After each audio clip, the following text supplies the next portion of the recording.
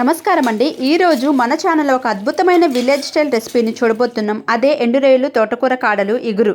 ఇక లేట్ చేయకుండా ఎలా తయారు చేయాలో చూసేద్దాం రండి. దీనికి గాను ఫస్ట్ మనం ఎండురొయ్యల్ని తీసుకొని ఇలా వేడి లైట్ గోరువెచ్చని నీళ్ళతో ఇలా ముందుగా నానబెట్టాను. తోటకూర కాడల్ని కట్ చేసి, పెద్ద కాడలను కూడా ఇలాగ కట్ చేసి చిన్న చిన్న ముక్కలుగా కట్ చేసి, అంటే ఎండురొయ్యలు చిన్నవి కదా, అది తగ్గట్టు చిన్న చిన్న ముక్కలుగా కట్ చేసుకొని ఇలా తోటకూర కాడలు తీసుకోవాలి. ఉల్లిపాయని కట్ చేసుకుంటున్నాను.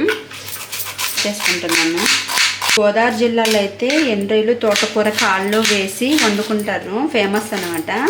అదే చెన్నై సైడ్ అయితే ఇలాంటివన్నీ ఏమీ తెలీదు. ఈ ఎండురొయ్యలు అనేది వేసుకొని తోటకూర కాడల్లో అనేది అయితే తెలీదు. ఇది కడిగేస్తున్నాను. ఇలాగా పచ్చిమిర్చిలు ఇలాగా హాఫ్ కట్ చేసేసుకొని ఇలా పెట్టేసుకుంటున్నాను. ఇవి పచ్చిమిర్చి ఒక 5 పచ్చిమిర్చిలు వేసాను అనమాట. ఆయిల్ వేసేసుకున్నాను కదా, ఇది వేసేసుకుంటున్నాను. కలపెట్టుకోవాలి. ఈ ఉల్లిపాయ పచ్చిమిర్చి మగ్గిన తర్వాత ఎండురొయ్యలు వేసేసుకోవాలి. ఈ ఎండురొయ్యల్ని వేసేసుకోవాలి.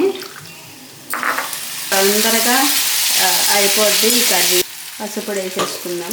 ఇదిగోండి ఇలా మగ్గింది కదా, తోటకూర కాళ్ళు వేసేసుకుందాము.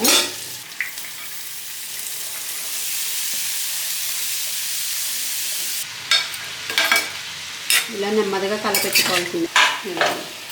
సాల్ట్ వేసేస్తున్నాను. సాల్ట్ వేసాను కాబట్టి కొంచెం మగ్గుతుంది. ఇంకొక 5 మినిట్స్ మళ్ళీ మూత పెట్టుకుంటాం. చూడండి, కొంచెం నీసు కూరలకి కారం ఎక్కువ ఉంటేనే బాగుంటుంది కదా. ఇప్పుడు దీనిలో వాటర్ వేస్తానండి. వాటర్ వేసి ఒక్కసారి బాగా గట్టిగా ఉడికిన తర్వాత కొంచెం మీడియం ఫ్లేమ్లో పెట్టి ఆపేసుకోవడమే.